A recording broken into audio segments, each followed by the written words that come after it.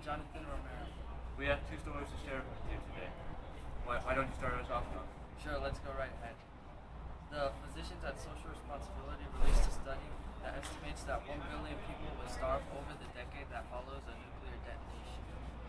One of the findings states that food prices would skyrocket, making food inaccessible to millions of the world's poorest people.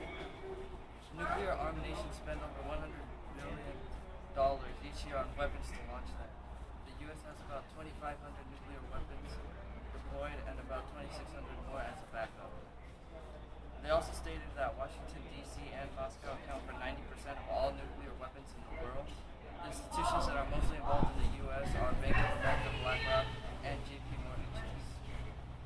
There are 166 institutions in the U.S. alone that invest up to $218,520 million for several nuclear weapons.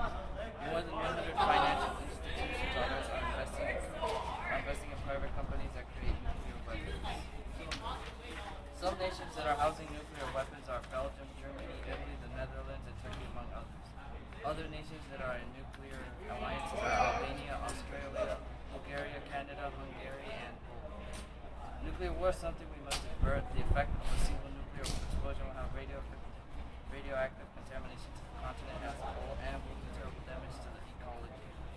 The estimation for a city of 1 million people is that 1/3 of the people will die instantly or be fatally injured. So in short, the U.S. spends a lot of money on nuclear weapons, and nuclear war will be bad for everybody. Now back to you, Greg. Thanks, John. Journalists all over the globe are being attacked, most of them by their own governments. One of CPJ's top risk countries for journalists and reporters is Pakistan, Turkey, Ecuador, Russia, and Brazil. Some of these countries, even though democratic, will often send the media to their violence or their lawsuits. The CPJ has been a leader in advocating for full implementation of a 5-year-old UN resolution calling for protection of journalists in conflict zones in order to guarantee a free and safe press. The murder rates of journalists in such countries are drastically increasing. Approximately, there has been a 43% increase in murder journalists from 2012. Over the past 2 decades, a journalist is killed once every 8 days, if not murdered. Journalists would be beaten so hardly that they are hospitalized for months. This is an outstanding number that I cannot even fathom. From 2011 to 2012, the number of journalists behind bars because of their work increased from 33 to 32.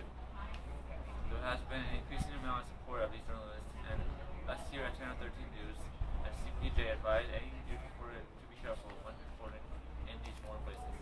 That's all known. Thank you for all of those watching us here at Channel 13 News. I'm Jonathan Romero. And I'm Gregory Johnson. We hope to see you again next